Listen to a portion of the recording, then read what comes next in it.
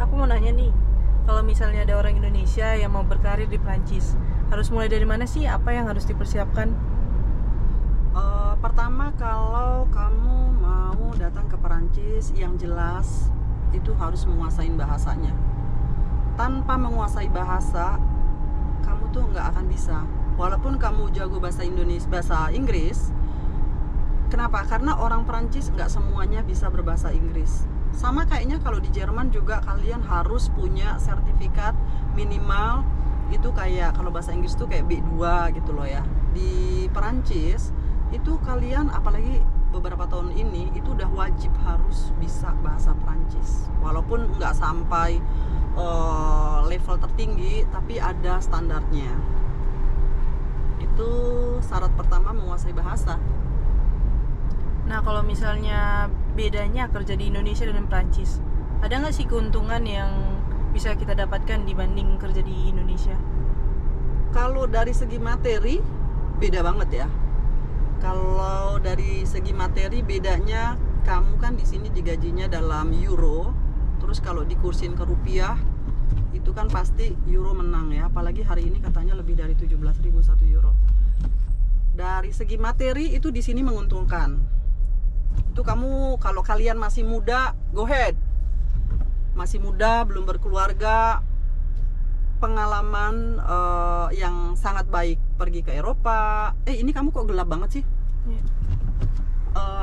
Pengalaman deh pokoknya. Pengalaman juga untuk mencari uang untuk nabung. Itu kalau kamu masih muda mau ke Eropa. Tapi kalau dari segi kepuasan batin, kalau kamu pernah kerja di Indonesia lalu kamu kerja di Eropa, makan hati. Makan hatinya kenapa? Karena orang Indonesia itu biasa manja dan dimanjakan.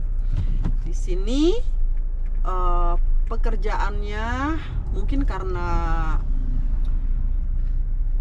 yaitu karena kita biasa manja, di sini tuh keras, kehidupannya keras. Jadi kalau misalnya kamu pernah kerja jadi sekretaris, hanya melakukan bidang-bidang yang berhubungan dengan sekretaris aja di Indonesia, tapi kalau di Perancis kamu akan mencakup banyak hal, harus megang ini itu.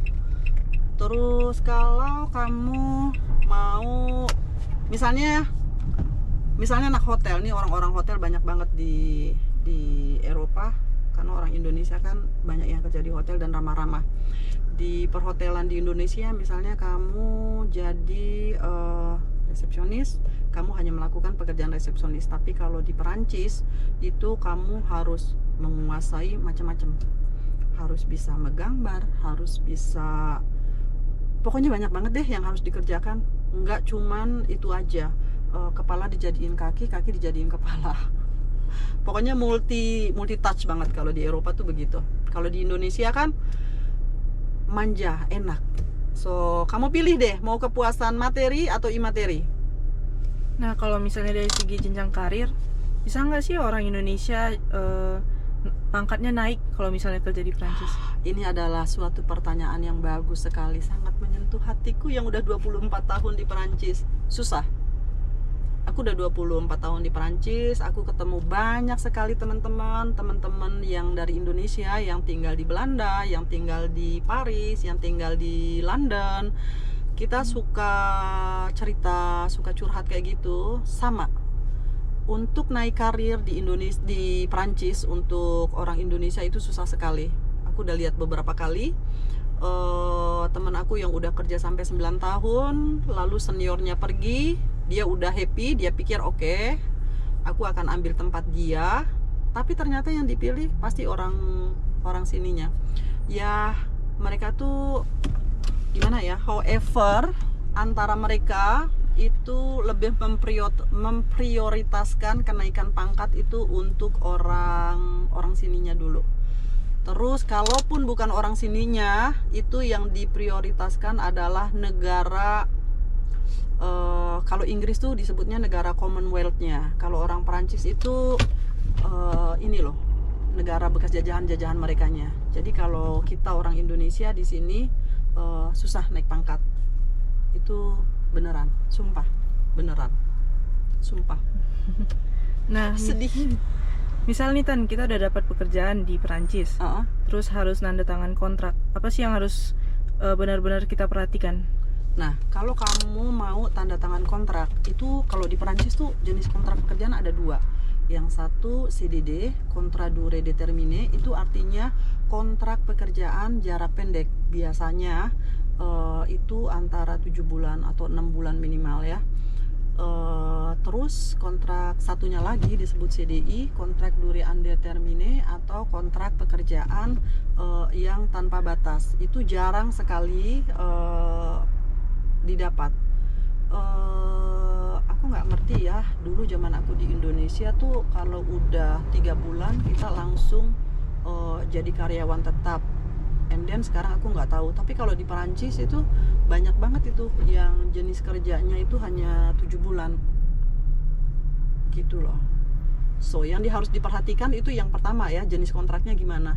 Yang kedua yang paling penting, kamu harus lihat jam kerjamu selama seminggu itu berapa jam. Terus ya tentu aja berapa gajimu 1 jam. Kamu perhatikan itu net atau brut, itu artinya bersih atau kotor. And then jam kerjanya juga. Terus kamu lihat lagi benefitnya, apa masuk asuransi atau enggak. Terus dapat uang makan atau enggak, dapat tiket makan atau gimana gitu loh. Terus apalagi ya, kayaknya itu aja ya. Itu kalau untuk kontrak. Udah baterai tinggal 1%. Penutupan Tan. Walah, katanya baterainya tinggal 1%. Ini enggak di planning ini mau bikin kayak begini.